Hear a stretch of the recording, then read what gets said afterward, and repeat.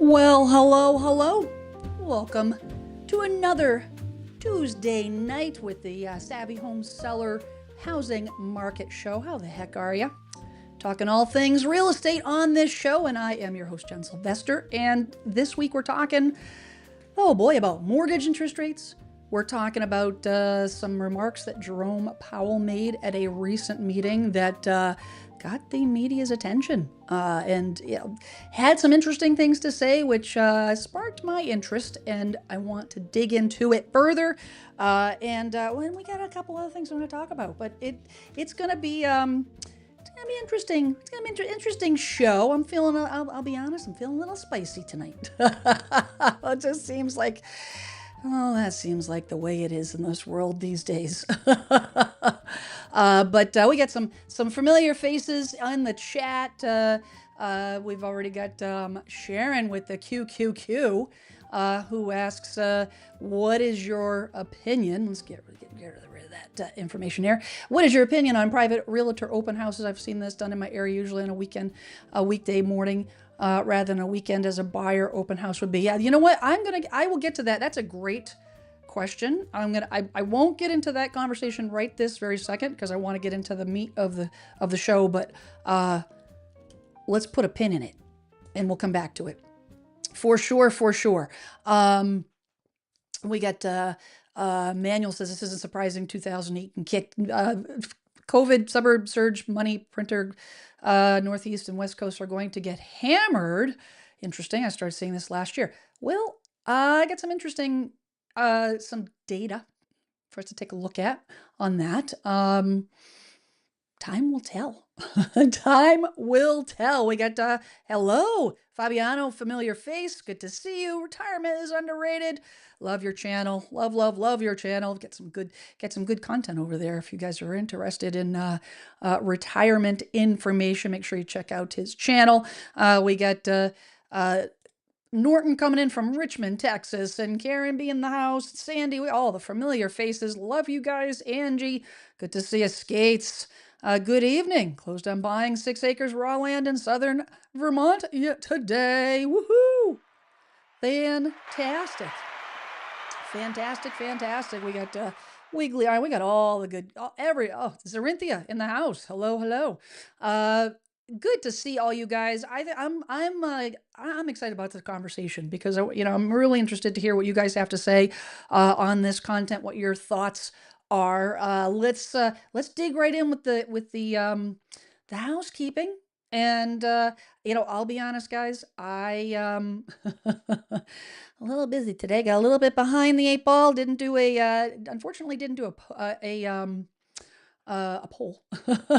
We'll do that next week. But post your wins as per usual. I want to know about your wins, what you guys are, what happened good.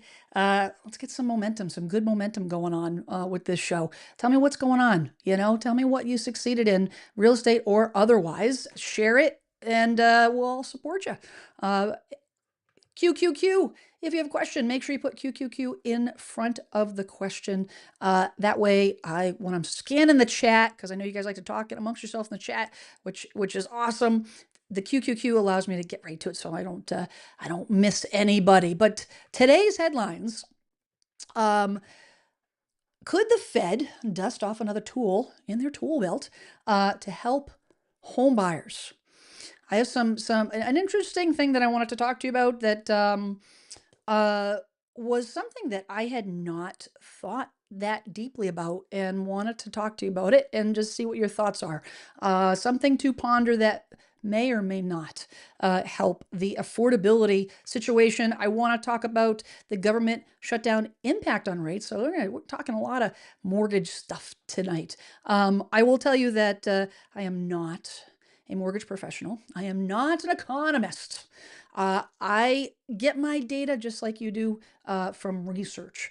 So we're not going to get too deep into the complicated network of economics in terms of how the Fed does what it does. We're not going to get too deep into that, too complicated. But I think that having a surface level of information, the goal on my channel is always to provide you with the information needed so you can advocate for yourself. I was thinking about this before before I jumped on a few minutes ago, that I am, for sure, I'm a DIY addict, I guess. I don't know. The thing that, for me, sitting on the sofa, scrolling through YouTube, looking at DIY videos is kind of my jam. And I recently had my heating system replaced, and I watched some videos on how that happens. Now, am I going to go out and replace the heating system? No. But what it did was having that general knowledge gave me the ability to have detailed questions for my contractors, understand what is going on, why the things do what they do. And that's why I try to bring this content to you guys, so that at least you'll have a surface knowledge. So when you're skimming through the headlines, you see a news article, you see a news report, you can understand why things are happening, from a basic level, so that especially if you're sitting down with an agent, interviewing an agent, and they tell you, "Oh yeah, no, it'll be fine because I say so." Yeah, I squashed that in a heartbeat. And then lastly, I want to touch on foreclosures. I haven't talked a ton about foreclosure activity. It's coming up more and more. The September numbers were released, and I want to kind of just go into those numbers, but also give you perspective on what has happened over the last 20 years. I think perspective is probably the biggest thing that you can focus on and have, because easily the headlines can, good grief, especially this day and age. Headlines sometimes. Oh my goodness. I went to bed last night. I'm like, I need to just disconnect for a week. It's like, it's just too much, too much, too much. We've got, oh my goodness, let's see, we got, oh, Tracy watching from the car in Alabama. Be careful driving, please, please, please.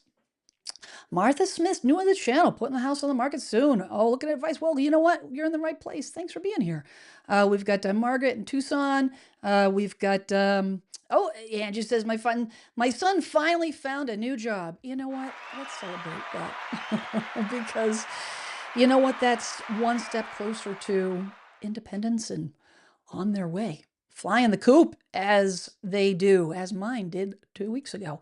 We've got Nerd Bombshell, love your handle, coming in from South Carolina. David's in the house, all kinds of good stuff. We got Norton.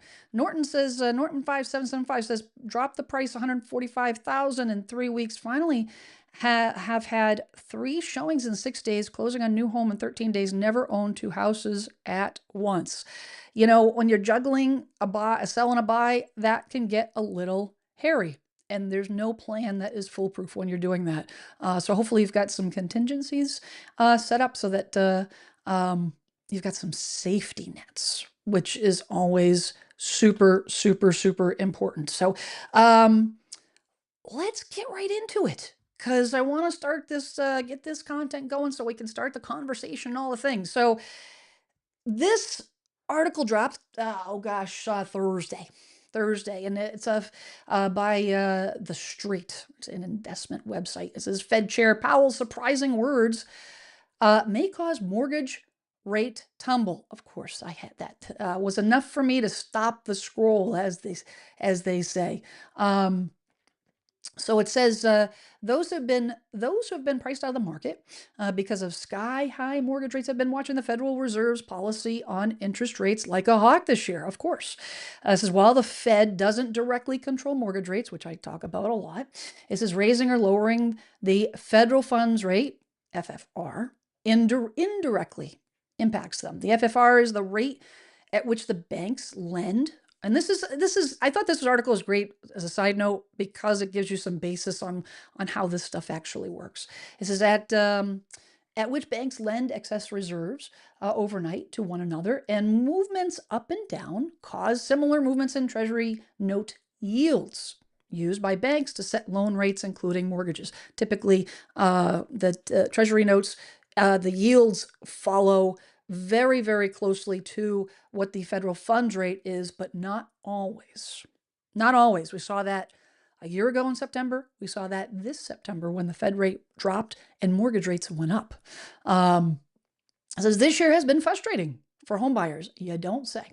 It says, hoping for a friendly Fed after 3 cuts in late 2024, totaling 1%. Federal Chairman Jerome Powell shifted to the sidelines amid worries that cuts, along with newly enacted tariffs, would cause inflation to soar. It says, however, a steady decline in jobs data finally got Powell off the sidelines in September, and the Fed reduced the FFR by a 1/4 percentage point. It says optimism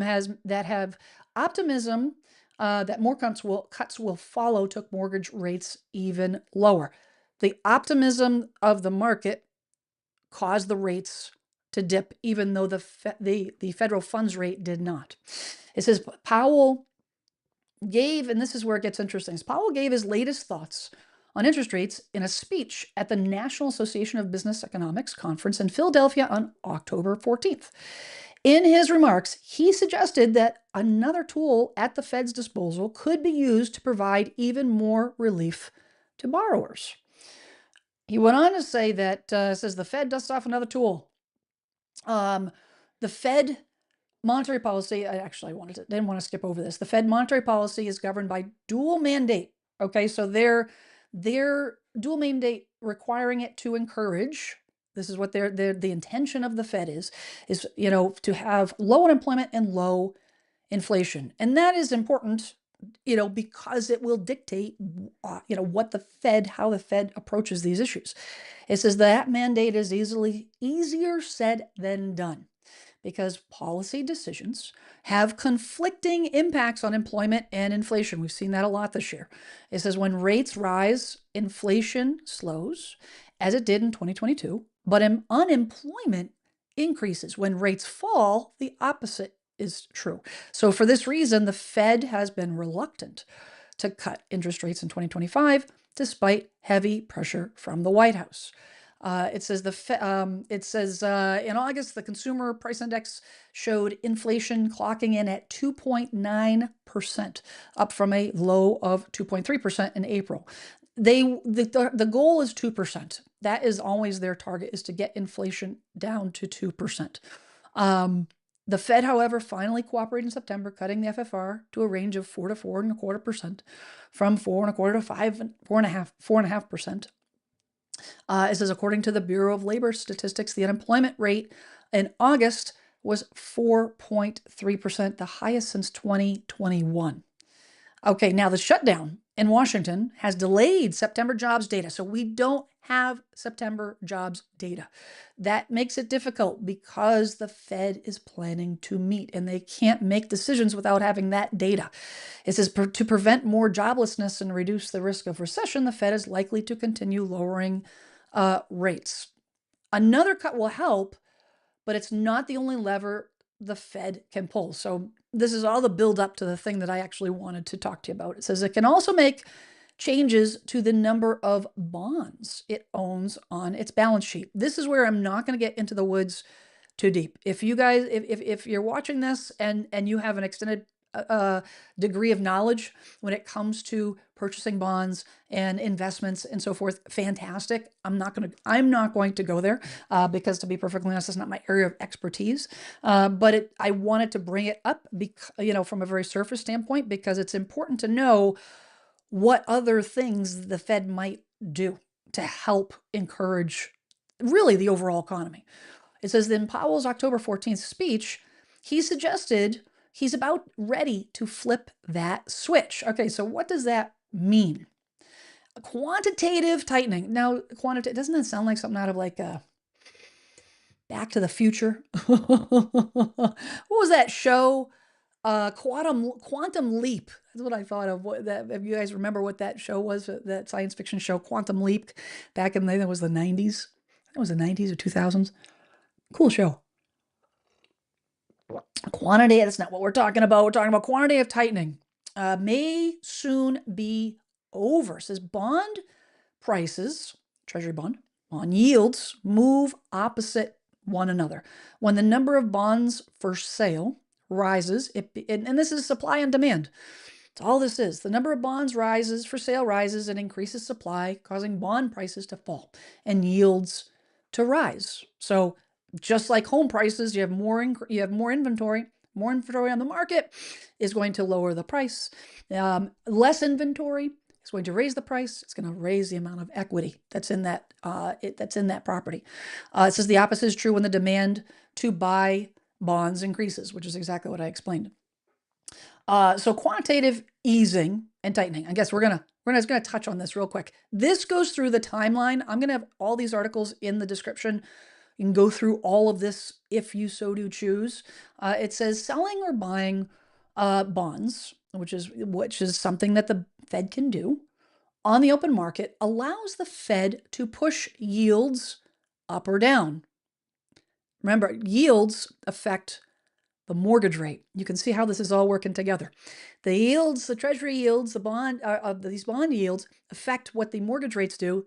The FFR does not, but these could. It says the yields, a process known as quantitative tightening or easing, respectively. In 2022, since 2022, the Fed's been a net seller of treasuries by choosing not to reinvest proceeds from the maturing bonds on its balance sheet, pressuring rates higher and in turn alleviating borrow rates, including mortgages. But in his speech, he suggested that may soon change. He said the banking system reserves remain abundant, but they are declining and would continue to do so. So in short, there are some signs of tightening credit, and as a result, he suggested that there might be time to pause the Fed's selling of treasuries. And if so, it could help yields decline. It goes on to talk about, in terms of the Fed having $4.2 trillion in treasuries, on its balance sheet, and so on and so forth. This was interesting because of the fact that it also, this is something that they did, and I think it goes on, that's the next article I have for you, but they did this, and they mention it here during COVID, right through here. Its peak quantity of easing total $1.1 trillion in April of 2020. They've done this, and what makes me nervous about this whole situation is that this is one of the things that could have caused the housing boom to rage on during the pandemic, which means could this potentially be something that is a short-term win, but a long-term, potentially very dangerous, getting us back into the same situation that we were in before. All right, so I'm going to take a quick pause here. I want to just see what let's see if you guys have some questions. Sharon, I am going to get to your question. I will not forget about you. I'm going to jot that down now so I don't forget your question about that. So sit tight if you don't mind. We'll get back to you. Let me see here. I'm just going to get in the Cindy Atwood. Thank you so much for that. I appreciate you being here. Let's see.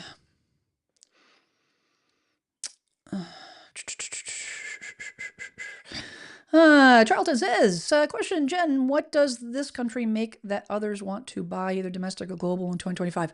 You know what, that is going to be an economic question.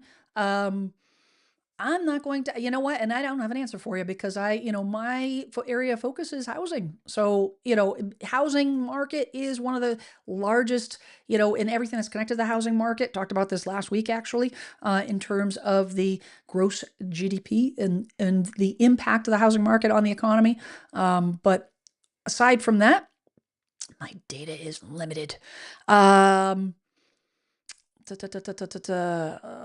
Nerd Bombshell's got some questions on the house and having updates. We're going to get to that for sure. Martha Smith says, Charlie, we make steel and a whole lot of software is written here, farm equipment, furniture. Thank you, Martha. Thank you. D says, low hiring is an issue. The Fed will have pressure on top of pressure to cut rates, maybe even twice before 2025's end. Yeah, so this is the big thing that I have concerns about, is the fact that they're planning to meet, but they don't have, it really is going to dictate, it's going to depend on what this, the government shutdown, how long this lasts. And actually I've got, we're going to talk about that in a second. But this article came out last week by Fast Company, and it talks about the Fed should have stopped buying mortgage-backed securities sooner as the pandemic housing boom raged on. So now this article is cautioning. They want to take this tool out of the tool belt and fire it up again. I don't know if that's the right thing to do. It says he goes on, that Jerome Powell spoke at the National Association of Business Economics. He says he acknowledged that the central bank may have kept purchasing mortgage-backed securities, MBS, for too long, but he also suggested that those purchases may have had a smaller effect on the housing market's trajectory than some assume. Of course, he's going to say that. He's going to sidestep responsibility. Like, isn't anyone in politics? That's what they do. I hate to say. He says, Powell says that regarding the composition of our purchases, some have questioned the inclusion of agency MBS purchases given the strong housing market during the pandemic recovery. Remember, we learn from history. History is going to tell us and guide us what's going forward. What is going to happen next will be based on what has happened in the past. He says the extent to which these MBS purchases disproportionately affected housing market conditions during this period is challenging to determine. Many factors affect the mortgage market, and many factors beyond the mortgage market affect supply and demand in the broader housing market. With the clarity of hindsight, we could have, and perhaps should have, stopped asset purchases sooner. Our real-time decisions, 2021 to 2021, were intended to serve as insurance against downside economic risks following the pandemic. What he's basically saying is by making those purchases and putting downward pressure on those interest rates over a longer period of time, cause the demand to increase. When there's demand increase, the prices increase. This is supply and demand, guys. The real estate agents didn't increase the prices. The sellers didn't increase the prices. Supply and demand. Technically, I guess you could say the buyers did, because when you sell a house, you can't sell a house without a buyer. Period. And the buyer will determine what they're willing to pay. Doesn't matter what the seller's asking. Doesn't matter what the real estate agent puts on it for a price. The buyer has to pony up the money, and they're the ones that dictate what that value is. However, when the buyer has a rate that is a percentage or 2 percentage points lower than maybe it should have, that translates into more money in their pocket. They have more spending capital. Why? Because how much it's going to cost them after the fact is lower, which means they can spend more, which means they can, overbid because they really want this house. They really, really want this house. The competition is ridiculous, and they don't want to not get this house because they've been looking for 6 months, a year, and they don't want to lose it. Or they sold their house already, and now I saw that a lot. People come in the area and they've been living in temporary quarters, and they're like, we just can't handle it anymore. I love my children, but I need to find my own place. I will pay $50,000 or more over asking because I can. And when you have a lower interest rate, it gives you more buying power, period. If the Fed had backed off, that would have stopped the downward pressure on rates. The rates would have gone up. It would have absolutely affected the housing market. Would it have changed the trajectory entirely? I don't think so, because of all those other, like they point out, all those other factors. It's a complicated formula. It's not rates. It's not equity. It's not buyer demand. It's not seller. It's not inventory. It's a combination of a lot of different factors. A lot. And you can't just pinpoint on one thing, but you can't escape the fact that when you've got 2%, 3% interest rates, which we will likely never see again, hopefully we won't, because it did create a major mess, in my opinion. That could have been a catalyst, and now they're talking about taking that tool out. Does that mean that they could go back down? No, I don't think that's what they're talking about. But they are trying to get down to that magic threshold where it incentivizes buyers to move. It says from 2020 to 2021, the Fed was purchasing hundreds of billions of dollars worth of treasuries and mortgage-backed securities. Those actions, part of its QE program, were designed in theory to lower long-term borrowing costs and support financial stability at a time when the policy short-term rate was also pinned near 0%. When the Fed buys long-term bonds, like treasuries and MBS, it creates extra demand for those securities. And when bond prices rise, then the yields or mortgage rates fall, just like I was just talking about. And critics have argued that those MBS purchases added unnecessary fuel to a housing market already running red hot during the pandemic housing boom. And they contend that by continuing to buy MBS deep into 2021, the Fed artificially suppressed mortgage rates. The article goes on a little bit deeper. I won't get too much into this. Feel free to take a look at this article, but it kind of goes into their mortgage-backed security holdings, and you can see 2020, and then they filled the coffers, and they were buying and buying and buying, and then they haven't been doing that. That's a pretty long. You look at these other drop-offs in comparison; these are much shorter than what's happening here, which is, I think, one of the reasons why they're talking about it. They're talking about that to maybe, infuse some activity. I says, while the Fed can't undo its 2021 asset purchases, Powell acknowledged that going forward, the central bank could be more nimble in adjusting its balance sheet. In other words, pay attention, guys. Don't just hit the gas and go. Yes, I'm oversimplifying it, for sure. But paying attention and being a little bit more careful because they know what the outcome could be. It says stopping QE purchases, asset purchases, including MBS, sooner could have made some difference, but not likely enough to fundamentally alter the trajectory of the economy. That's what Powell said. It says, nonetheless, our experience since 2020 does suggest that we can be more nimble in the use of our balance sheet and more confident that our communications will foster blah, blah, blah, blah. I don't know, in my opinion, a lot of lip service. A lot of lip service. So, I want to know what you guys think about this. I'm gonna get into what the shutdown's impact on the rates, and what that might mean. I'm gonna jump in and answer some of these questions here before I continue on to the next topic here. I'm gonna start with Sharon. What is your opinion on the private realtor open houses? I've seen this done in my area, usually on a weekday morning rather than a weekend, as a buyer open house would be. So, Sharon, I saw a lot of realtor open houses. I mean, the whole point of a realtor open house is to network with your other agents. Agents have buyer clients.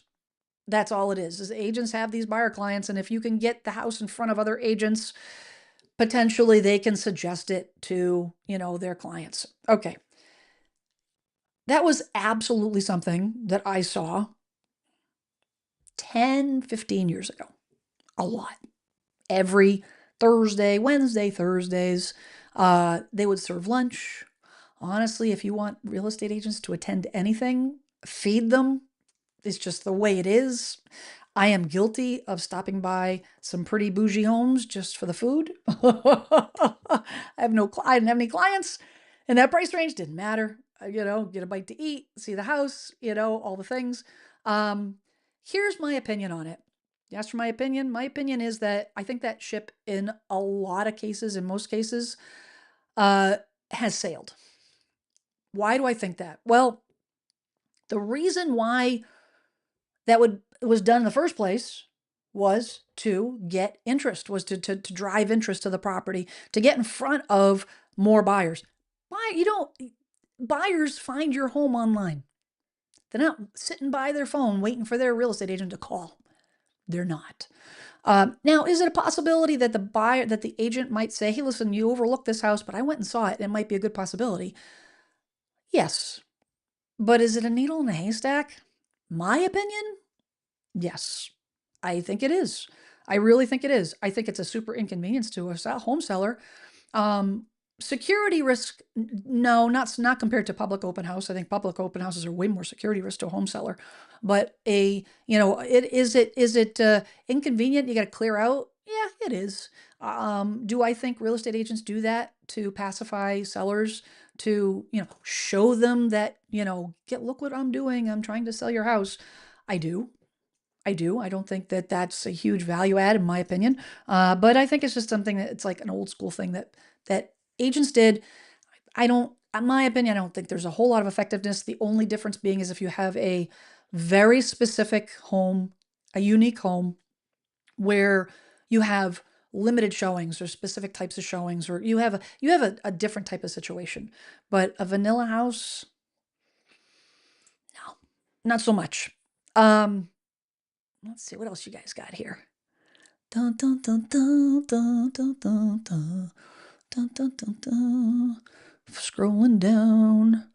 Nerd Bombshell says, my house has many updates. Should I do anything to the kitchen other than new flooring and fresh paint for a return on investment? It pass those two things. Seller will not increase our if pass those two things, the seller not increase our ROI. I think what you're asking, are you asking like, is there anything else to increase their return on investment? If you're asking me that, I guess, you know what? Sometimes it's the little things like, and you got to look at the house as a whole. And this is, you guys reach out and I really appreciate you reaching out with questions, very, very specific. And I apologize if I'm a little slow getting back to the questions. Sometimes I get these very long.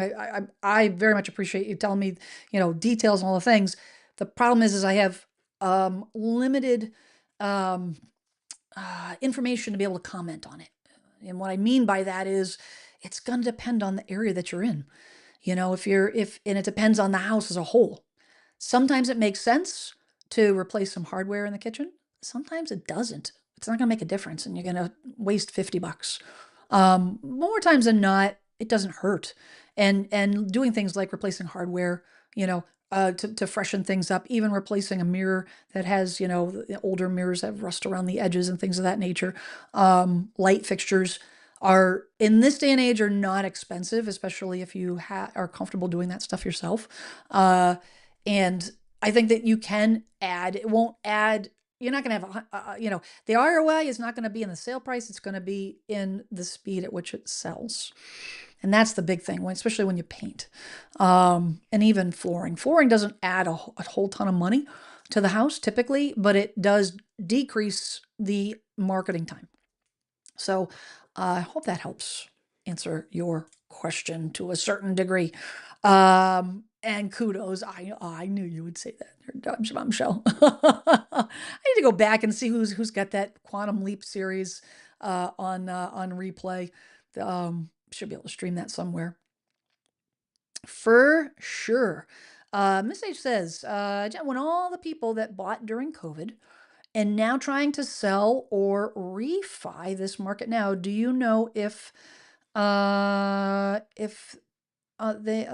unpack, if the impact will affect them worse now or help them when selling a refi? Let me see if I can understand your question. Do you know if it will affect them worse now or how? I'm not quite sure what your question is here. Maybe you can elaborate, Miss H. I'm sorry. I'm not sure I understand what your question is. I will tell you that I don't know that a lot of folks are trying to refi unless they bought within the last couple of years. If they bought during COVID, you're not trying to refi. You've got a low rate for sure. I'm sorry. I don't know exactly how to answer your question. I'm not sure what your question is. Can you clarify? Mandamo, thanks for being here. If you were selling a property in a softening market, would you still follow the process of lowering the price if there are no showings in 10 days on 5 days in with no showings in Denver, Colorado? Great question. Here's what I want you to do. You need to find out what your median, not average, median. Ask your agent. They'll have access to this in the MLS. What the median days to offer, not the median days on the market. I had this conversation with an agent the other day. And they said, oh, well, the average days is 90. I said, that's not the median days to offer. How long does it take in your market, in your town? If you have a larger town, I live in Plymouth, Massachusetts. It's over 100 square miles. So we have communities, north, south, east, west. Every area of the town is a little different. The market moves a little differently. Let's try to segment that area out. But you can look at the town as a whole and tell you all price ranges. How long does it typically take in your market, in your town, to get an offer? If in your case, if the median days to offer is 14, I'm up in the Northeast and it's getting longer by the minute. It's now anywhere between 14 and 21 days. It used to be a couple. 14 to 21 days. And Colorado, I know, is doing well, but you know what? You need it. I would likely say it's probably longer than 10 days. But you got to look at that, because if it's a 21 days or 30 days is the median time frame, if you're only 10 days in, I wouldn't do any kind of price adjustments yet. That being said, you do have to read the market, and that's really where hopefully you've got a great agent that can give you guidance on this, because it's going to depend on a lot of things. It's going to depend on how many people are looking at it on, say, Zillow. How many people have saved it? How many people looked at it? My MLS allows me to see how many people have property matches. If they have searching in a certain range in MLS, or the agents have set up searches in MLS, how many have saved searches that this property fits in on? How many, you can look on realtor.com. You can see that the agent can see the back end data to see how many people are actually looking. And then you can also look, depending if there's a showing service, they'll have data for the market too. If you're not getting any kind of activity, then you probably don't want to wait. If it's 21 or 30 days, you don't want to wait that long. I typically, over the course of my career, I usually look at 2 to 3 weeks. You want time for the property to kind of make its way into the overall market and give people a chance to see it before you jump on a price drop. So hopefully that helps. But thanks for that question. That's a great question.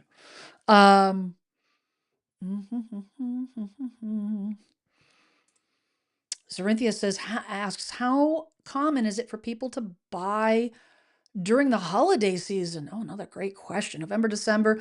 And will any of this encourage buyers during this time? Okay. Number one, holiday seasons are different for every part of the country. Northeast, typically our slowdown starts beginning in November. And we are progressively, the market kind of slows down all the way through into February. Winter. It's, we don't, I mean, here I'm on the South Shore, so we don't get as much snow as we used to. Our snow really doesn't kick in until January, but other parts of New England and other parts of Massachusetts, it's a lot earlier. That's for us. But if you head down to the Florida, the southeast portion of the country, Florida is gearing up. They're heading into their busy season right now. So holidays are busy. People go down there for the holidays. They're down there for the New Year's holiday.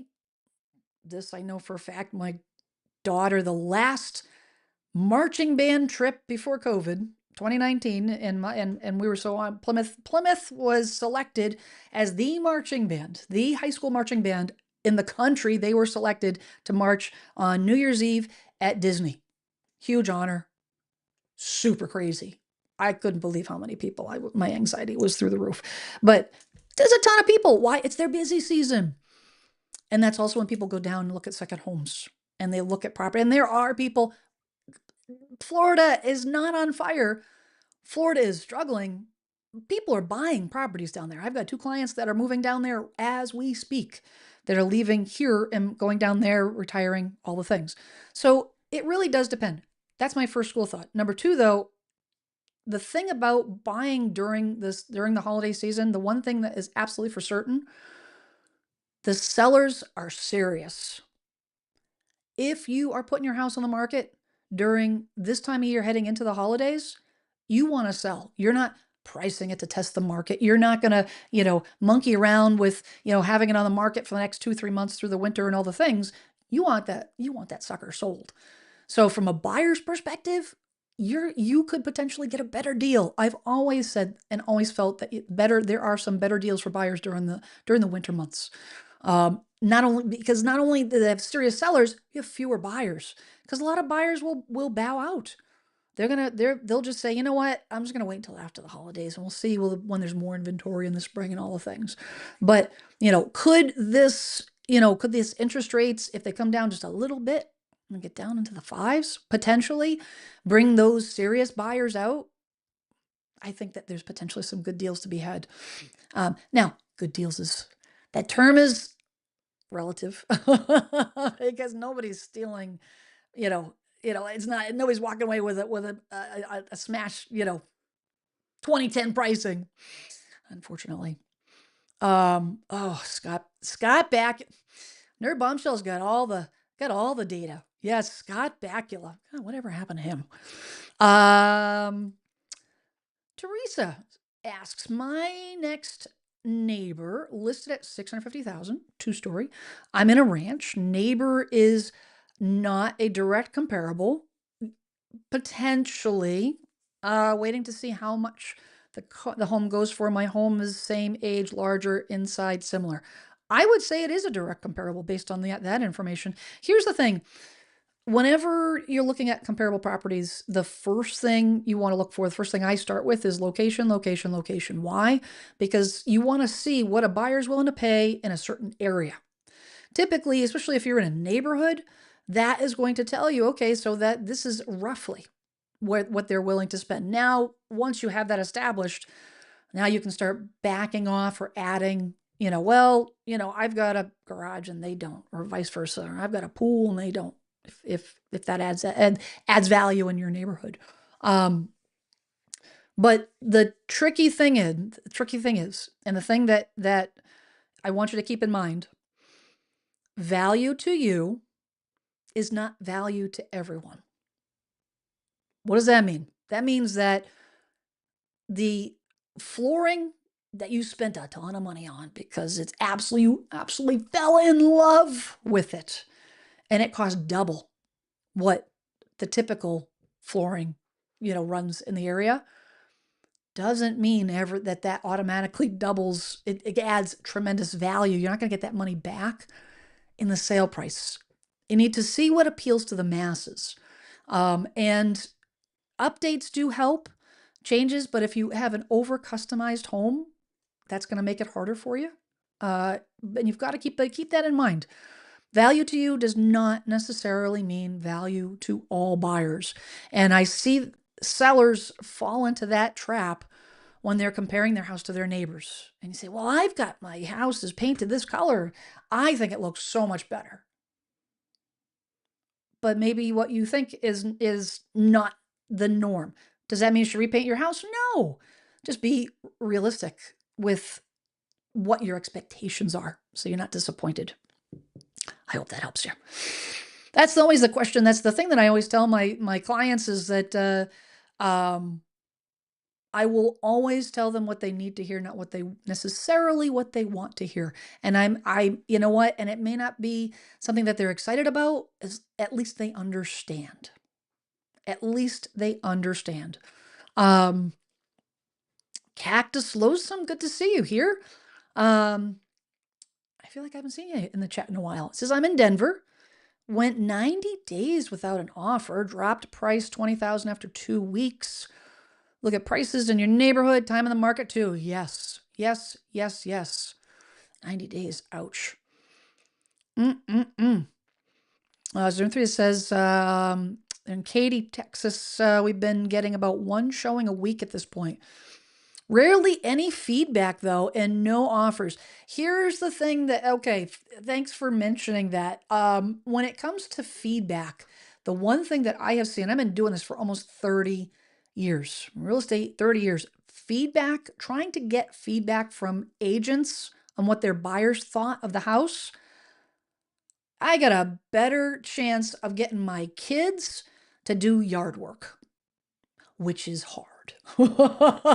Which is excruciatingly hard. Okay.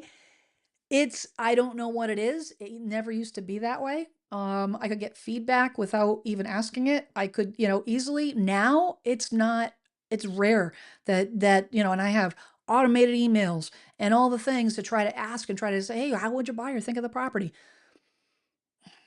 Yeah, well, they didn't like it. Crickets. Nothing. It's like, it's tough. So I say that not to have you be okay with it, but to make you aware that if you don't have feedback, it may not be the agent's fault.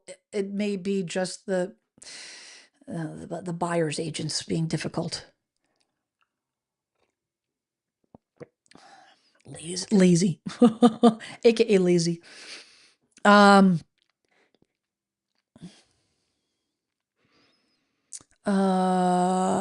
Chuck McFarlane says, "How come you don't talk all cool like most people from the Boston area?" Okay, you're funny. I'm not originally from this area. I actually grew up, I got a little Louisiana in me. I got a little upper state New York when I lived in Oswego growing up. A little bit of everything. So I think that my dialect growing up was impacted that way. But also, I live on the South Shore. If you're in Boston, you call it the South Shore. Down here, it's the South Shore. It just is. So you got to be in the proximity of Boston to get that thick Boston accent, of which I do not. My name is Jennifer, not Jennifer. There's an ER at the end of my name. Um, but that's funny. I think, I think that's funny. I haven't heard somebody ask me about that in a while. Um, Let me just see, what we got. What do we got? What do we got? What do we got? I want to get into some of this other stuff. Okay, I'm gonna. Okay. Guys have some great questions tonight. Fantastic. Okay, I wanted to talk to you about, so this posted today, realtor.com commented on um the Fed expecting to cut rates because of those articles that I just talked to you guys about. It says, but uncertainty grows over lack of jobs data during the shutdown. So this is what I was alluding to earlier, in terms of how are they going to be able to make this determination without that jobs data. It says the Federal Reserve is widely expected to lower the rates by 0.25% when the policy makers meet next week. If the government doesn't get back online, which I wish they would, because I'm waiting for the IRS to get back to me with keep asking me for paperwork. There's nobody home to take a look at it. You know, if they don't get back online, they're not going to have the data. It says mounting concerns over the lack of reliable employment data. Since the start of the government shutdown 3 weeks ago, the central bank has been cut off from vital economic data that the Fed typically relies on to guide its policy decisions. Analysts have compared the situation to a pilot attempting to land a plane blind. This is what they're up against. Financial markets are all but certain that the Fed's Board of Governors will lower its benchmark rate to the 3.75 to 4% range. That's the FFR, not the mortgage rate.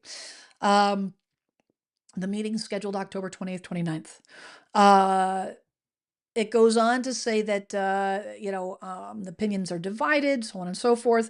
The Federal Reserve has a dual congressional mandate to promote maximum, which is what they mentioned in the article, promote maximum employment and keep inflation as close to 2%. And right now it's up almost 3%. But since the non-essential parts of the federal government ceased operations on October 1st, official job numbers from the U.S. Bureau of Labor Statistics have not been released since early September. The latest data indicates that the labor market has softened over the summer, with just 22,000 jobs and unemployment rate ticking up by 4.3 up to 4.3%, up from 4.2% the previous month. A new inflation report is on the way. The Bureau of Labor Statistics is scheduled to release its consumer price index for September on Thursday, although some furloughed staffers were ordered After some furloughed staffers were ordered back to work to compile the latest inflation data. Thank God for that. Economists polled by Reuters expect the report to show that consumer inflation inched up to 3.1% in September from 2.9% in August. Not the direction we want to be going in. Injecting uncertainty into the prospect of an additional Fed rate cut at the end of 2025. A rate cut could make that inflation exacerbate that inflation rate. It says typically if the Fed observes a sharp slowdown in hiring, it would be inclined to cut the federal funds rate, while in rising inflation would make it more likely to delay. There we go. Another rate reduction. It goes on. Sorry, this Realtor.com did this to me last week with this funky jumping around here. Sorry about that, guys. It's not me, I swear. And it goes on to say that the Fed does not set the mortgage rate, so on and so forth. So this is the conundrum that the Fed is facing. They're meeting in October, a couple, next week, next Monday, Tuesday, Wednesday. They're meeting. The question is how do they make that determination if they don't have all the data? That's like trying to price your house, but not having any idea what any homes in the neighborhood have sold in the last 3 months. You knew what they sold 6 months ago, but you don't know what sold in the last 3 months. And between 3 months and 6 months, the market's changed. Or 3 months and today, the market's changed. So how do you? It's like throwing darts at a dartboard blindfolded. This is a big question mark that we're going to have to follow. Now, what if they do meet?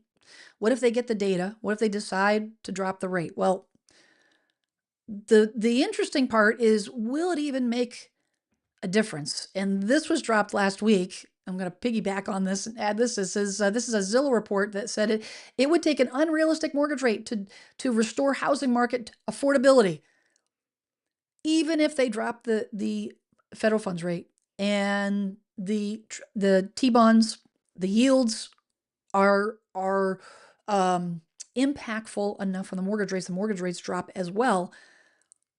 Is it futile? Is it going to even make a difference? Zillow's saying not really, with an asterisk, because it depends on where you're at, because there's more to the story. So it says a recent Zillow analysis suggests that it would take a drop of more than 1 percentage point to 4.43% for the median income U.S. home buyer to comfortably afford the median price U.S. home. Now we're talking as a nation. Excuse me. But your area may not be in line with the median priced home. It says that assumes a 20% down payment, which many first-time home buyers are unable to make. I'm gonna explain what I mean by excuse me, what I mean by that as far as the median price home. It says even more striking, actually, here you go, even more striking in several high-cost coastal metros, not even a 0% mortgage rate would make the median priced local home affordable for a household earning the local median income. New York, Los Angeles, Miami, San Francisco, San Diego, San Jose, taxes, insurance, maintenance on a median priced home alone can often consume more than 10% of a median household's income. On the flip side, mortgage rates are already low enough for median income buyers in many Midwest markets to afford median priced home sales. So what they're talking about is the relationship between what your median priced home is in your area, in your state, and what the current rate is compared to what the median income level is in your state. All we hear about is the U.S. That's all we hear about. And I think that if you forget, you say, yeah, it's real estate is local, all the things, but I wanted to point this out. This is a great conversation piece because of the fact that it doesn't necessarily apply to all places. You look at this graph. Again, this article will be in the description, so you can kind of check it out on your own and all the things. But I mean, there's certain parts of California where 0% big square. This is going to be where like New Jersey is and all, piping hot areas. And you can see where it says the highest 30-year mortgage rate at which the typical local home remains affordable for the local median income household. So, typical may not be big enough for you.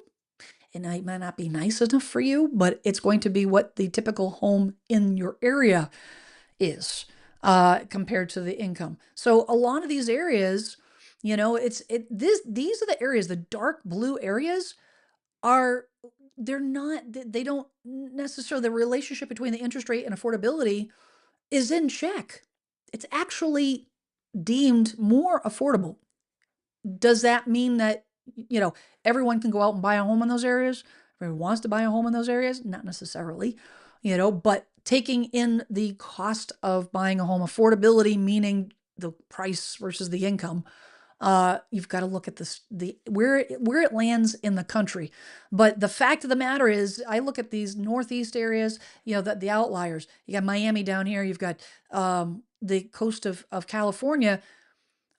These areas, and I'm surprised that it's not actually yellow even in Massachusetts, around the Boston area, um, in terms of where home prices are landing.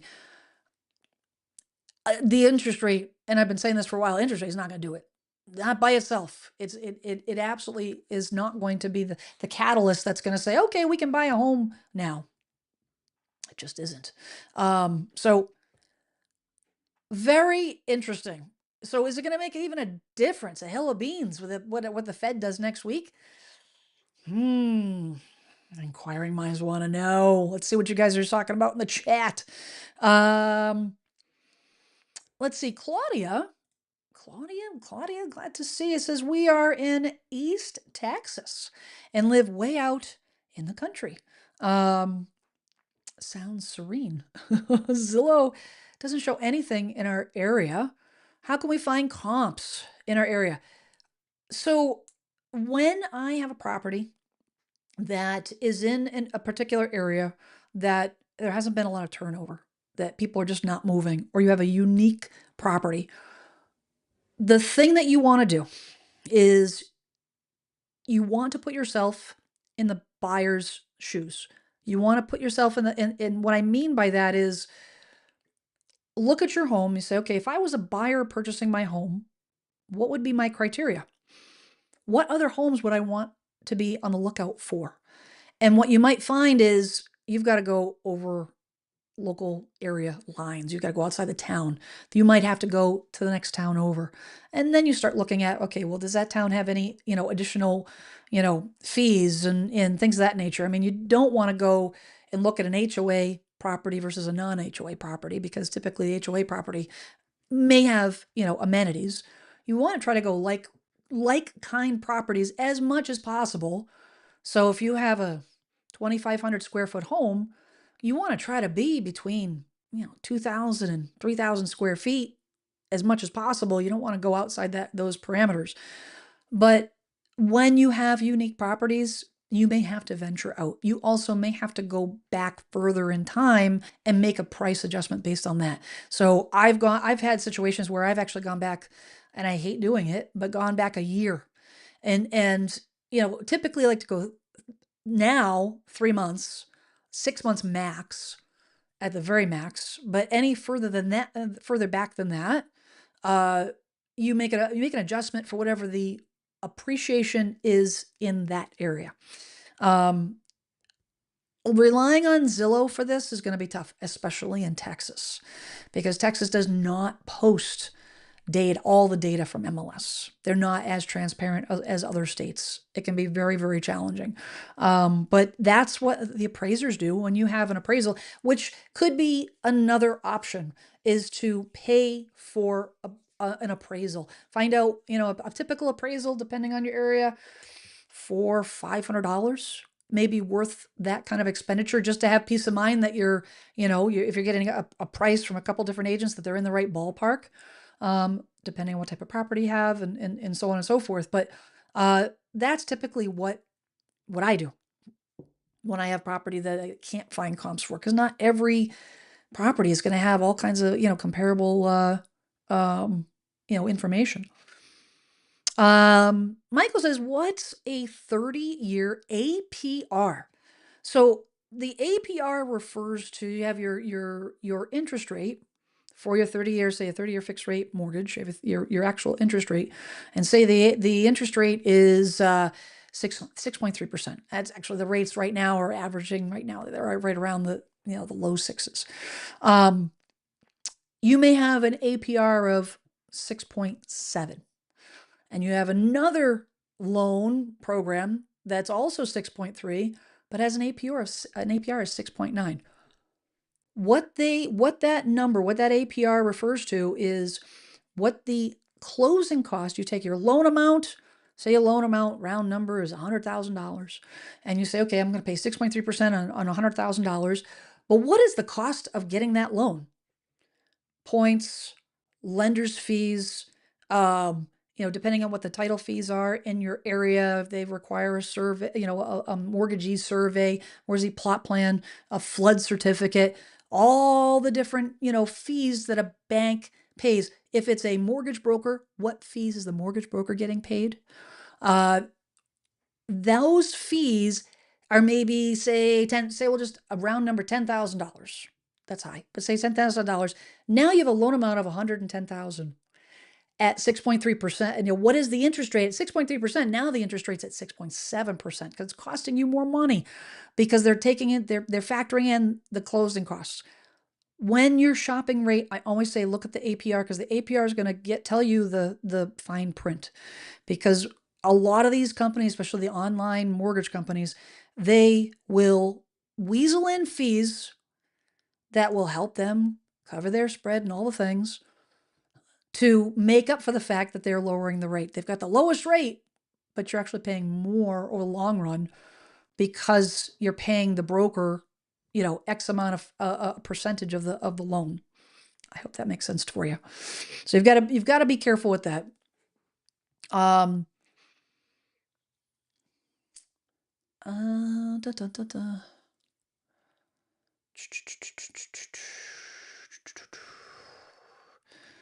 Let's see. Let's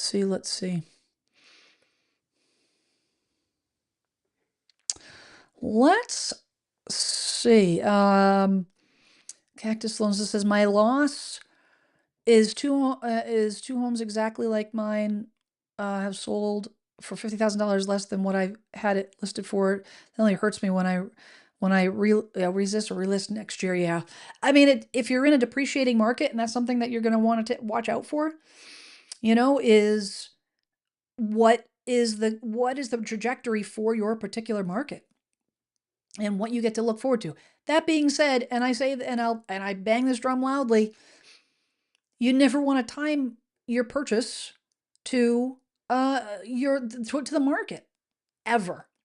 If you want to buy a house, unless you're an investor, if this is a business, ignore that. This is totally different conversation. This is for primary residence, even secondary residence. If you're looking at a second home that you're going to use yourself, not rent out, but you're going to use as your own personal property, you're going to time that based on your own finances. How does your balance sheet look? Your personal balance sheet. How's the timing in your personal life look? You're still working. What does that situation look like? That's the timing, not the market. The market will do what it does. For the same reason why when the market crashed and started to crash in 06, 07, 08, 09 was harrowing. Many years. It was not fun. People still bought and sold homes. I haven't had a month where nothing happened in 30 years. Why? There's always a need. And, my parents bought their house. We moved here in the 80s. Their interest rate was 18%. Are they kicking themselves in 2025 about their 18% interest rate? No. Because, okay, they refinanced. They paid off their mortgage. But the house was the right house and the right location, the right neighborhood, yada, yada, yada. It was the right thing to do for them at that interest rate, that they could afford to do what they did. That's the barometer I want you to follow when you're making the decisions. 110%. Let's see. All right. I want to get on to foreclosures. I want to talk to you guys a little bit about foreclosures. I mentioned that at the beginning. I want to have that conversation too, because it's coming up more and more. There's conversations coming on. There's foreclosure data. I wanted to give you some data. I want to give you some perspective on that data to think about. Doesn't mean it doesn't, that we shouldn't be alarmed. Doesn't mean that it's not a red flag. But sometimes perspective puts things in its place. So it's not an alarm. It's just like, okay, I see you, foreclosures. I see you. I acknowledge you, but you don't rule my life. All right. So Norada Real Estate Investments did an article, dropped it today. Rising foreclosures in 2025 signal deeper trouble ahead. We'll see about that. It says the latest data clearly shows that foreclosures are on the rise in the U.S., with both new filings and bank repossessions climbing year over year back in Q3 of 2025.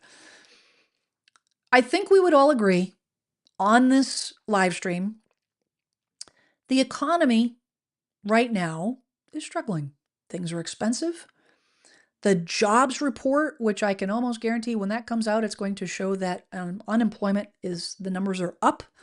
Available jobs are down. Why? A lot of small businesses are closing because of the impact on tariffs on their bottom line. They can't keep the doors open. There's a lot happening right now with folks. How can that not affect the housing market and the ability for someone to hold on to their home? It is the natural flow of things. So just because there's always foreclosures, there were foreclosures during COVID when things were bonkers and it was like, oh, money's coming down from the sky, whatever, all these crazy prices for sellers. And it was just, people were getting foreclosed on. Why? Because there's always something happening that in someone's life somewhere that will trigger an unfortunate event. Something to think about. Not trying to deflate the situation. It does exist, but just something to think about. It goes on. I'm going to show you some numbers in a second, so I don't want to get too deeply into this because I actually want to show you an Adams survey on where the foreclosures are happening the most.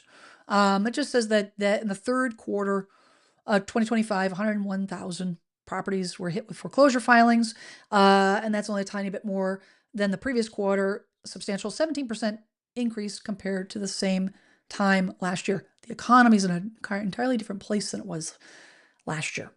The one comment too that I would say on this is that I want to highlight here where it says foreclosure filings. I want to be very clear on this. Foreclosure filings is not the same as homes that are foreclosed. These are not foreclosed homes that hit the market. 101,000 homes have been foreclosed and hit the market. No, this is foreclosure filings. What does that mean? Someone was late on their mortgage and it hit the 90-day mark, the benchmark that the banks have to start the process. Can that process be undone? Yes. Can a homeowner, and I will tell you just as a PSA, if you are having trouble right now, if you're having trouble making your mortgage payment, if you know someone that is having trouble making their mortgage payment, please, please, please, it may be, embarrassing. It may be deflating. It may be depressing. You've got to reach out to your bank. You're 30 days late, and if you don't see significant improvement in the near future, please, please, please call. Your banks don't want to foreclose. It costs a lot of money. I'm speaking from experience in the sense that I spent 3 years representing banks. It was the worst 3 years of my real estate career. It's 2.5 years. Banks are terrible. The departments that handle the foreclosures, they're awful. They don't care about the condition of the properties at all. But they don't want these homes on they're not property management companies. It costs them money. Why? Because they have to potentially evict people and they've got to winterize, they got to do this, they got to do that. Some of these properties sit on the market vacant for years, cost them a ton of money, and they want to recapture. They're going to recapture as much money as they can. There are no discounts when you're buying a foreclosed home. They're going to sell it for market value, period. They don't want to do this. Foreclosure filing just means that foreclosures have started. People can talk to a bank, and you can have the bank, you can have your loan reamortized. You can work out. It might doesn't always work, but there might be opportunities for you to work out an agreement with your lender to avoid foreclosure. Period. So keep that in the back of your mind. But it goes on to say that, it's the pace of what the foreclosures are starting. Some of that is because during the pandemic years, there was money infused into the economy. They were printing money left and right. And there was a ton of money that helped a lot of people get along when they didn't have any jobs. If you had small businesses that closed because you relied on in-person traffic and now you have none, businesses folded. People were out of work, and a lot of people didn't recover from that. But they made it by with their mortgage payments because the government was printing out checks and stimulus money and all the things. That's ended. That money has run out, and that's why you're starting to see this uptick in the foreclosures. Now, I'm gonna skip right down here past this data because I'm gonna get into it in the next article. But it says it kind of goes a little bit further into it. It says why what are the potential drivers? Shifting economic winds. I already talked about that. Higher interest rates, which can be a reality for some, make mortgage payments tougher, so on and so forth. The end of stimulus measures, I just mentioned that. Loan default trends. It says that, mentions borrower strain, people struggling to make their mortgages. Could be due, job loss, medical emergencies, and unable to keep up rising costs. A lot of folks, I've heard a lot of commentary that this is due to people overpaying for their homes. And they paid these exorbitant prices for homes that they couldn't afford during the pandemic. And now the roosters come home to roost. Did that happen? I'm sure it did. But the data shows that the majority of cash that people use, there were more homes that were bought cash during COVID than ever before. Period. They're not getting foreclosed on. The amount of equity that exists in those homes, because if you bought at the beginning stages of that crazy pandemic, there's equity. If you get in your situation where you are job loss, medical conditions, that might be another something my grandmother would say, "Come to Jesus" moment, where you have to be honest with yourself. And it may kill you, it might make your heart break to have to sell, but it might be the thing you have to do. Cut your losses, take the money, get into temporary housing rental, move in with a relative if it's possible, to avoid the foreclosure process, ruining your credit, for 7 years. But it's not stemming from people paying high prices. Some of it, but the majority of it is not. Investment property dynamics, yes. Keep in mind that investors letting properties strategically go to foreclosure. I'd love to see those numbers. You have an investor who has a property in Florida. They have a multifamily, multiple condos that they use for rentals. They can't rent them. Or the HOFs have gotten to the point where even with the rent, they're not breaking even on their cash flow. So let it go to foreclosure. Turn over the keys, let it go. They don't care. Big property investors, they just take it on the chin and move on. Is that happening? I would bet it is. And then loan servicer adjustments. Lenders and loan servicers often have policies in place to help borrowers and avoid foreclosure. However, the flexibility, willingness to implement these solutions can sometimes shift. So say you do reach out to your servicer and the servicer says, "No, sorry, can't help you." Now you've got to throw in the towel. So it's happening, but where? So here is Adam is the source of the data for that article. I wanted to go directly to the data, and this was from last week. Is rates by states September 2025. These are the states where the foreclosure activity reported is the highest. And you can see where you've got, no big surprise, Florida. It's just the nature of the market. Texas is number 10, which I thought was interesting.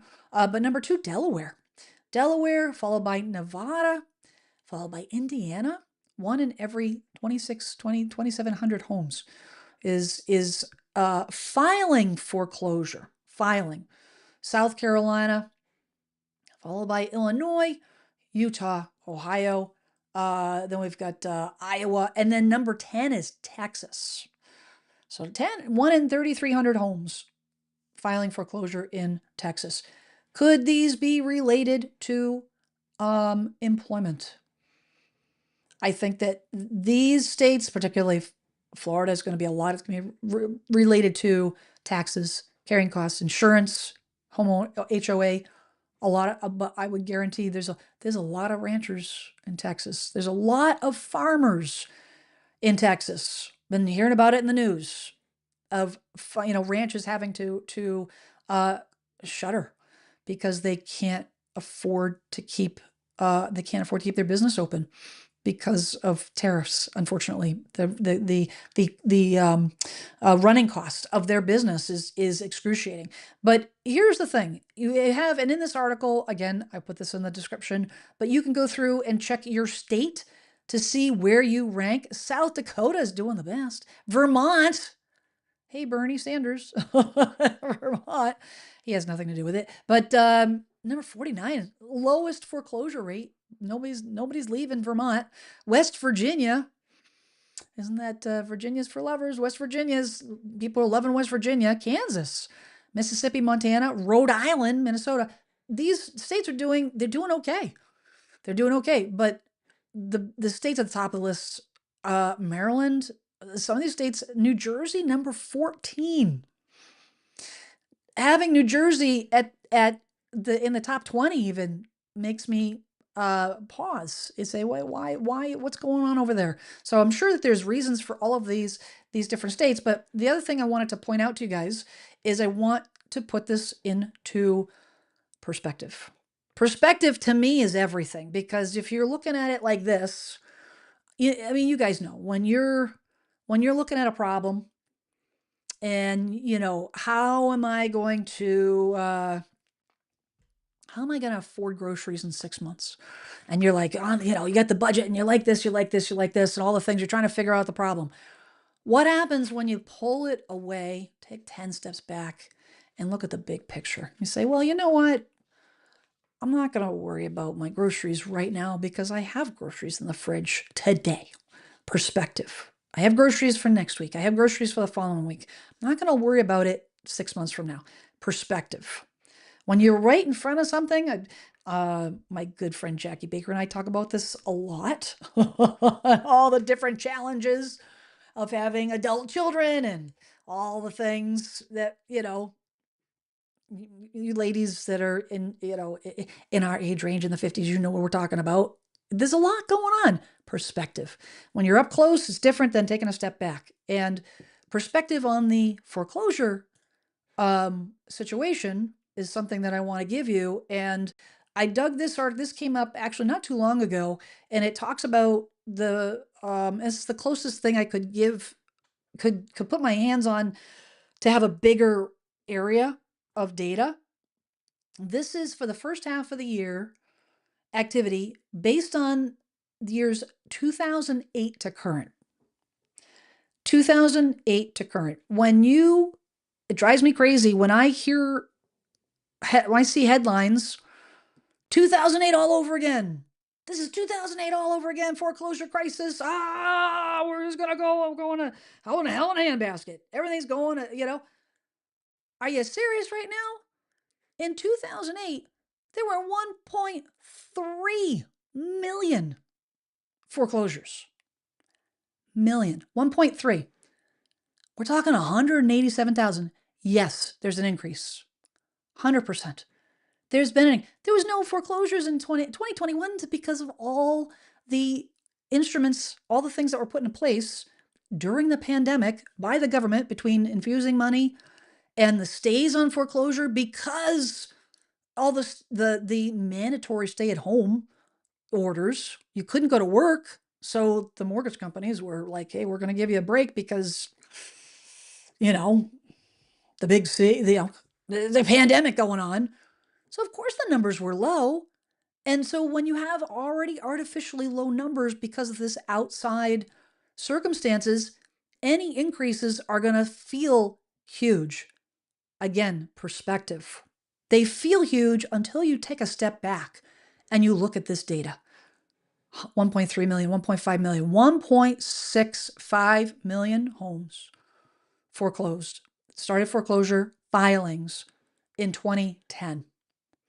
Then we started to see a turn. We finally made that turn and they started to drop. But this data, when you start to, I want you to remember this. I want you to refer back to this because does this tell you exactly will there be more? Yeah, there'll probably be more.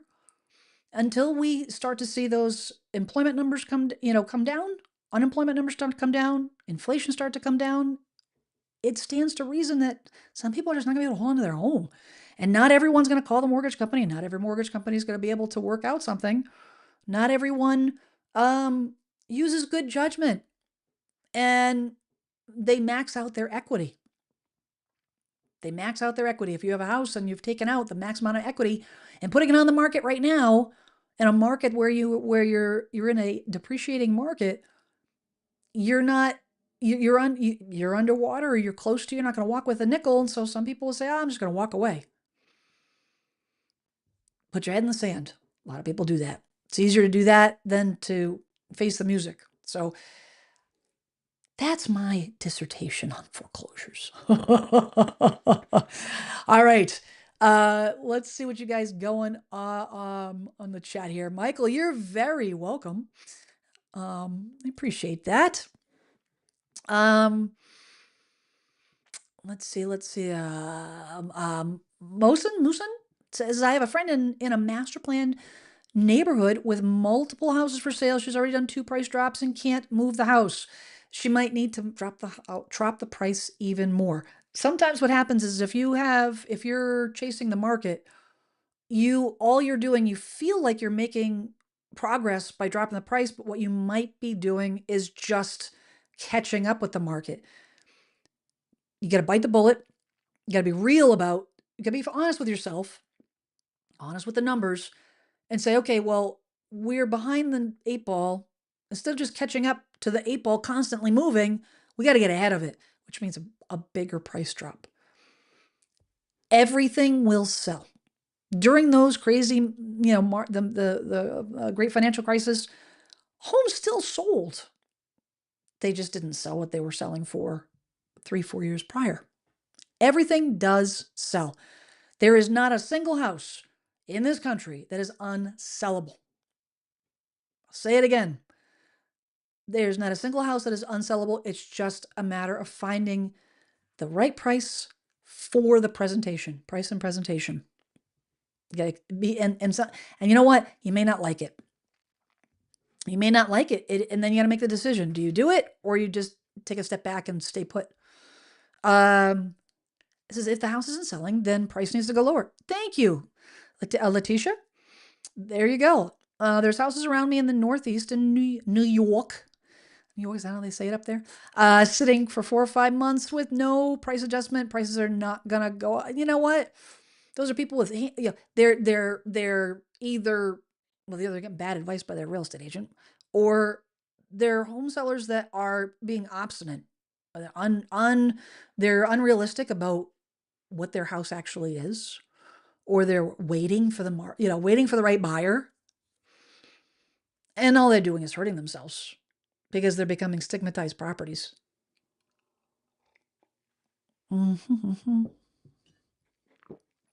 Cactus Lonesome says car loans are defaulting at a higher rate also. Interesting. I haven't looked at that data although I have heard that. Between the two is something to be aware of. People more likely to give up a house over a car, which is interesting. It should be the other way around. I can't tell you, when my daughter moved into her first apartment this month, a couple weeks ago, when I sat down, her So, they asked me for help for putting together a budget and all the things, and I said, absolutely, I'm happy to do that. But when they got into their apartment, I said, the number one payment that you make, the number one is your housing payment. Always. You can survive on ramen. You can survive on mac and cheese. You can survive without a car. You can work from home. It is not ideal. It is not fun. It's not easy. But if you've got a house, if you've got a roof over your head, you can do a lot more than a car. It is much harder to live in a car. Much harder. I would give up a car over a house any day of the week. Make your housing payment first. First, always, always, always. But Cactus Lonesome, I don't disagree because a lot of people have their priorities messed up. Let's see. Mandamo says unrealistic seller in my community has had their unit similar to mine on the market since February.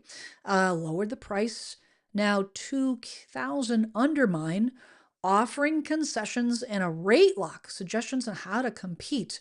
Well, I mean, the fact of the matter is, offering concessions and a rate lock is a fancy way of lowering the price. You got to decide what strategy you want to make, because the reality of it is them offering concessions and a rate lock is it's money out of their pocket. What's their net? So maybe it's $2,000 less plus the concessions, and a rate lock is another 4,000, say, $5,000. Okay. All the fluff. I'm not a fan of the fluff. I'm just not. Just give me the cold hard cash. Give me the number.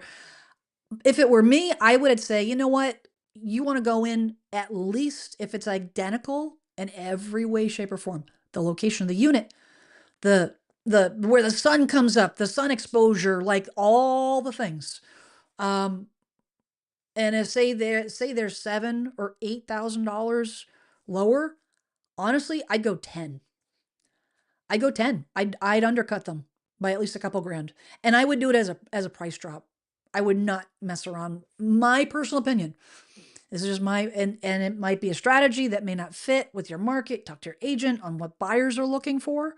But I would go in with a rate, with a price drop. Now, you could, go at it and say, okay, well, give the option to the buyer. But here's the thing. When you have a price drop, to you, it's not going to make a difference. The net is the net. The money is coming out of your pocket regardless whether you do a concession or a price drop. Doesn't matter. The thing that does matter is, how are these people paying? If they're taking a mortgage, they have to get an appraisal. And an appraisal on a property that is lower sale price versus a higher sale price, the lower sale price is easier to appraise, less of a roadblock. I'm a big fan of having a clear sailing when you have a buyer. So, food for thought. Hope that helps. MHOA's got the jokes. I love it. A little Star Trek reference. Damn it, Jim, I'm a banker, not a property manager. I love that. I love that. Although I hate to tell you, I am a Star Wars fan, not a Star Trek. I almost grabbed my R2D2 mug tonight. I'm gonna do that for next week. Angie says there's too much equity out there for foreclosures to go crazy like an '08 before you can sell your home for less and find buyers. Thank you for saying that and mentioning that, because I couldn't agree more. These foreclosures, these are foreclosure filings. Everything you're reading in the news is foreclosure filings. They haven't gone to auction. They haven't been foreclosed. It is possible. And this, absolutely, when foreclosures were at their peak, it was a regular occurrence that I would get folks that would reach out to me and say, Jen, I'm late on my mortgage. I need to sell. Should I sell? And we'd go through the numbers. And if they have equity, we're putting their house on the market. We're putting a fire sale, AKA a price that we know it will sell at, and get it sold before it forecloses. We avoid the foreclosure. We put money in their pocket. Will that happen? I think it will. Can it happen? Absolutely. Why? Because people have equity. There's more equity in homes in the trillions right now in the country than there ever has been. It wasn't that way in '08. It absolutely was not that way. People were financed up the wazoo in '08. Um, let's see.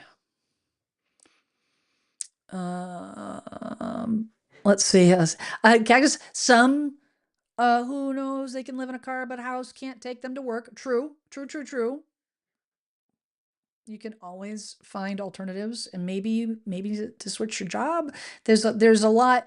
I personally would take an online job or something of that nature. Figure out another path. Carpool. You know, I would figure out another way to not lose shelter. Period. Um, dun, dun, dun, dun, dun. What is the website for that list? So I am, if you're referring to any of these articles, I'm going to put the articles in the description. You know, once I get done with the live stream and copy everything over, I finalize my articles. Literally, I try to cut it down to the wire right before the live stream because I want to grab the latest news, which a couple of these articles came out today. So I don't do it too far in advance. So I don't typically put the articles in in the description before the live stream for that reason. It's the only reason. So, but they will be in the description. Nope, didn't see the comment.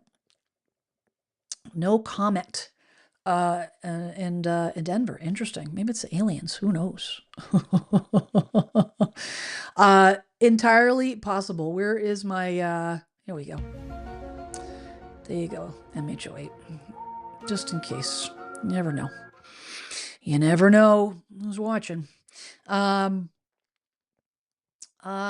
Teresa, how long before a property becomes stigmatized?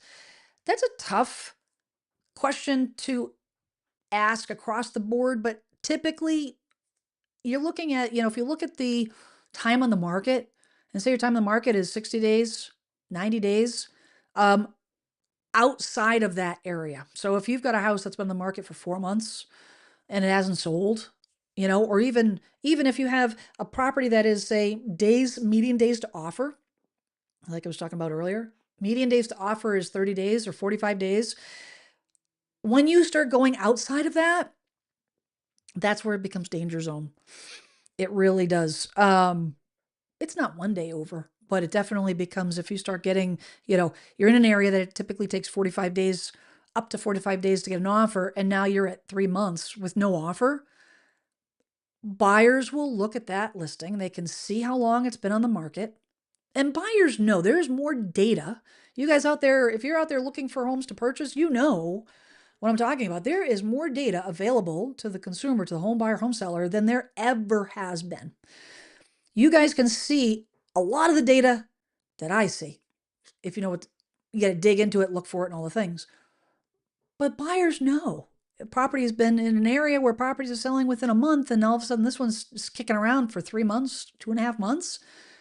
They start asking why. What's wrong with it? Is it a property stigma?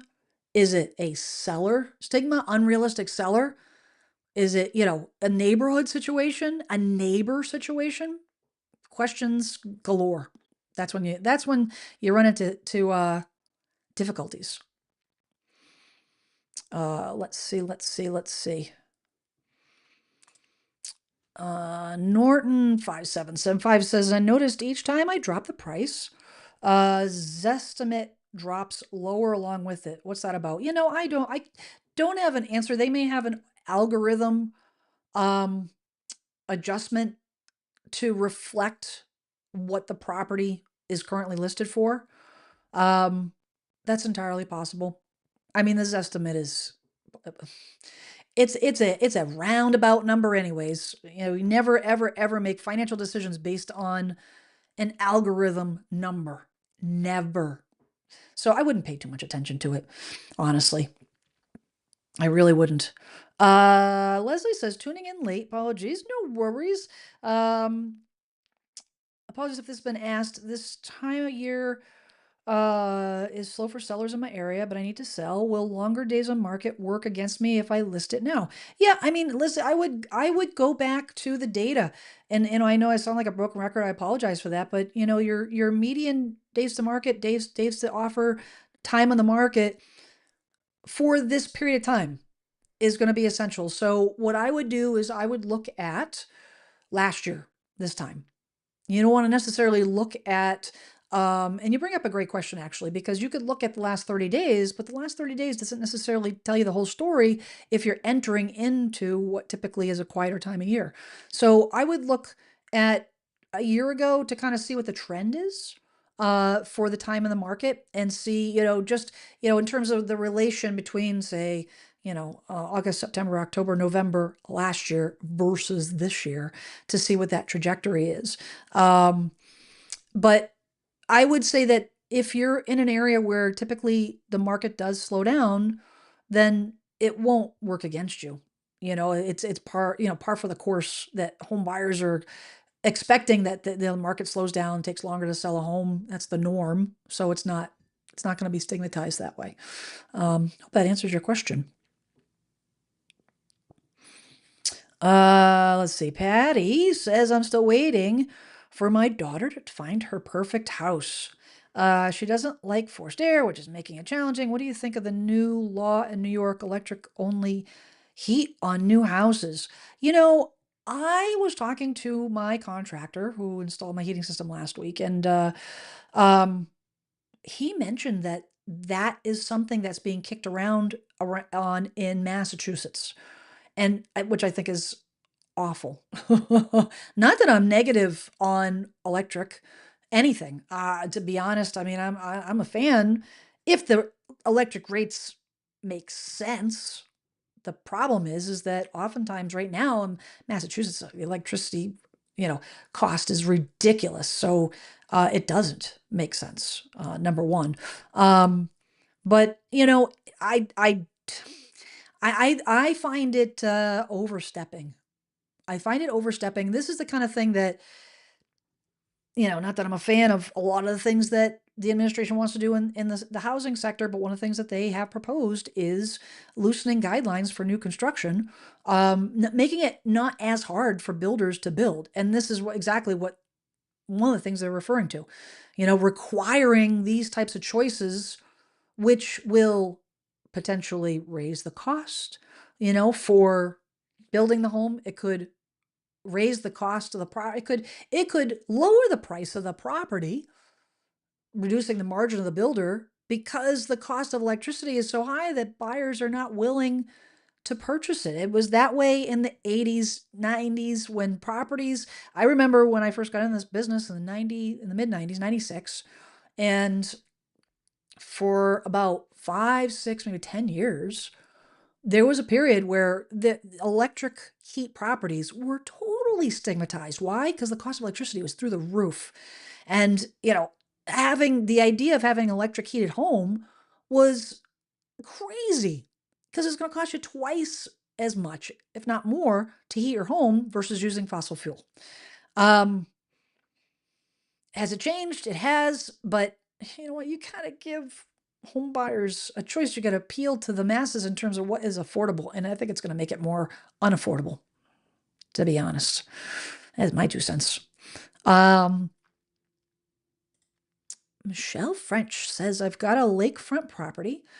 Nice, 394 feet of lake frontage. That's pretty sweet. Almost 3 and a quarter, 3.73 acres. Tallahassee, Florida. And I've had showings, but no bites yet. I am actually selling due to having to move back closer to town. It sounds like you have a very, very, very unique property, and your time on market is going to be substantially different than the norm. And you got to be prepared for that. And getting, a property like yours, hopefully you've got an agent that is approaching the marketing differently. Maybe doing some video, doing a lot of aerial, doing a lot of, things to try to reach those buyers that are looking specifically for lakefront property that would appreciate something like that. That being said, it's all a numbers game. The more buyers you can appeal to, the higher the bet, higher the chance you're going to get people through the front door. The more chances you get people through the front door, the better chance of getting a quick offer, so on and so forth. But if you're looking for a very specific buyer, just like if you were selling in a 55 plus community, you're limited to people that are 55 plus. So now you've got, instead of this number of buyers, you've got this number of buyers. So it's going to take longer to kind of, weed through those buyers. But patience is the key. Oh, she says, I am actually selling the dirt and view, as well as a well-built cedar home with a dock. There you go. Jesus, something with a dock, depending on the market, worth its weight in gold. Shed, carport, all the things. Not giving up. Patience and perseverance. I think that's the name of the game. You're very welcome. Glad it helped. Yes, there are downsides where I've worked from home for 25 years or more. Actually, probably longer than that. I get too distracted if I tend to chat with coworkers too much. So working at home, having my own designated space is the only way I get any work done. And yes, it's very isolating, but you gotta do what you gotta do. Let's see here. Let's see. Paul says mine has been on the market for 12 months, even lowered at 30,000, still offers. Ouch. Ouch, ouch, ouch. Sounds like you might need to regroup. There is, depending on what your situation is, depending on why you're selling in the first place, it may be worthwhile to take it off the market, have a breather, wait 2, 3, 4 months. I've had sellers do that. And I saw that when, 09, 2010, when the market was starting to kind of catch, 11, started to catch its breath a little bit, where, you know what, sometimes you got to take time out, take a step back, regroup. Maybe you do a little bit of, if it's a type of thing where the feedback, is that what's the common thread if the people are complaining about flooring over and over and over again, you might want to consider doing the flooring, just to change it up a little bit, maybe a coat of paint, something of that, whatever seems to be the linchpin preventing it from selling, and then try again. Is it possible the market could go down even lower? Yes, but it sounds like you need to regroup regardless on the price, because if it's still, it really does come down to price more often than not.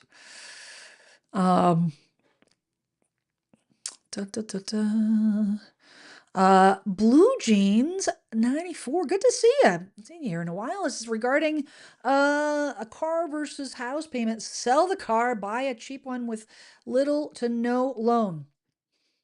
Now you're talking. I can't tell you when I was doing, when I was working with banks on foreclosures. Now, that was when, someone would be foreclosed on. It would go to auction. No one would buy it at auction. So the bank took possession. Now it's foreclosed. That's where I would come in, and I'd have to, they'd either give me an order to, I have to go there sometimes with a sheriff, which was awful. Offer people some money to move out, all the things. And it never ceased to amaze me that I would pull up to this house that was just foreclosed on, and they got a nice car sitting in the driveway. They had 2 nice cars sitting in the driveway. I go in the house, and they got big screen TVs, all the stuff. Where people put their money, questionable. You gotta have some honest, look it squarely in the eye and be honest with yourself. Look in the mirror and say, you know what? This stinks, but I'm going to do what I got to do to survive. I'm going to take a job that I don't necessarily want. I'm going to buy, a car that at least runs, that doesn't look great, because that's what I got to do. Yeah, sacrifice is the way to go. That's a hard pill for people to swallow. Anyways, da da da da. Yeah, MHOA says we have that electric only in Denver. Interesting. I'm gonna have to research that a little bit on new construction. Um, yes, mandatory car chargers. That is happening in Massachusetts.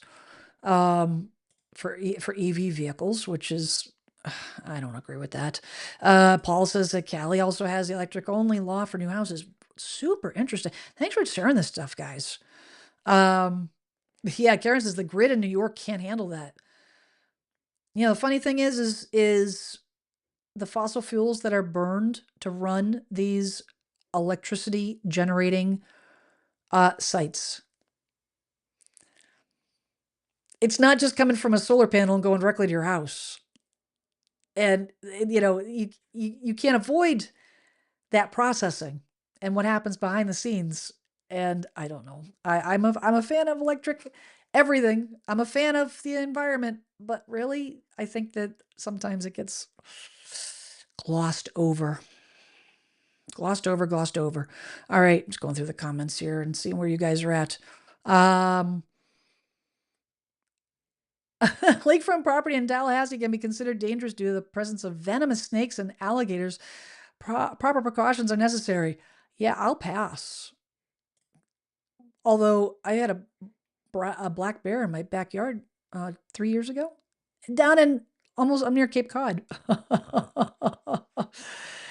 Oh my goodness. Claudia says I bought my first home in North Hollywood, California, back in 1975. At that time, the rule of thumb was keep your mortgage PMI less than 25% of your income. Is there a similar rule of thumb? It's not 25%. You want to be less than 40%, honestly. And that's tough. But, you know, 25% is great, not sustain. That's not feasible in today's day and age. Not with the cost of cars, the average cost of a car being $50,000. It's ridiculous. Uh, you know, it is very tough. Under 40% would be great. But I've seen some situations where it's upwards towards 45%. That gets a little scary. Definitely gets a little scary. I think what's going to happen, I think we're going to see going forward. The rates are not going to fix the affordability problem. The inventory alone is not going to fix the affordability problem. The current administration and the Fed are not going to single-handedly fix the affordability problem. It is here to stay for a while. So what does that mean? What do I think is going to happen? What I think is going to happen is there is going to be a shift over the next 5 years or more. There's going to be a shift in priorities. There's going to be a shift in what people are looking for. I'm expecting for people to, instead of, making that shift to a downsized home of 1,500, 2,000 square feet, it's going to become smaller. Folks that are buying their first home, it's going to become smaller. Not smaller, ridiculous, 900 square feet, although it's 950 square feet was the size of my townhome that I bought, my first townhome. I think it's going to change. I think that people are going to have to, if they want to get their foot in the door on a new home, they're going to have to meet the market where it's at. And that means that they can't afford to buy this. They're going to buy this. And this will allow them to A, get their foot in the door and be within reasonable mortgage percentage of their income. Same thing with the move-up buyer. You may need more space. You're relocating because of a job. Maybe you're relocating because of family, because you want to be closer to family. You're retiring. You say, well, I would like to have 1,700 square feet. I've heard that a lot. And if you can afford it, fantastic. But I think that for those that can't, I think reality is going to set in. You say, you know what, this is what I would like. What do I need? I always ask a buyer that. We're going to talk about what you would like. Now let's talk about your non-negotiables. What do you need? Do you need 4 bedrooms when there's only 2 people in the house? No. No. Can you get by with a pull-out sofa? Pull-out sofas were big in the 80s. People weren't buying the big homes back then. We had one for years. My parents, we had relatives come to stay, they slept on the pull-out sofa. That's what happened. We didn't have guest rooms and all the things. There's going to be a shift, I think. But time will tell. Guys, I really, really, really appreciate you hanging out with me for last hour, almost 2 hours here, taking spending your valuable time, giving me your popping in the chat and all the things. I love hearing what you have to say about this stuff, and it means a ton. So we're going to continue this conversation because there's a lot more to happen. We'll see what happens next week. I probably won't have an update on the Fed situation next week because it'll be Tuesday and Wednesday, following week for sure. We'll probably have a conversation, check in on that. But you know what? We'll see what happens. It's a very interesting market out there. It's a very interesting world. And you know what? You do the best you can do. Take care of yourselves. We'll see you next Tuesday. Same bat time, same bat channel, 6 p.m. Eastern time. Next Tuesday. Guys, check in on your neighbors. Try your best. I know it's hard sometimes, but try your best to be kind, empathetic. And as I always say, before you judge, seek to understand. Before you judge if you're on the left, before you judge the right, if you're on the right, before you judge the left, you don't have to agree. But we need to start respecting the fact that you see it that way, I see it this way, and that's okay. We don't have to hate each other. We can all coexist, and we can have empathy and understanding. You don't have to like it as long as you understand. Before you pass judgment, seek to understand. Guys, have a great week. I'll see you next Tuesday, 6 p.m. Ciao.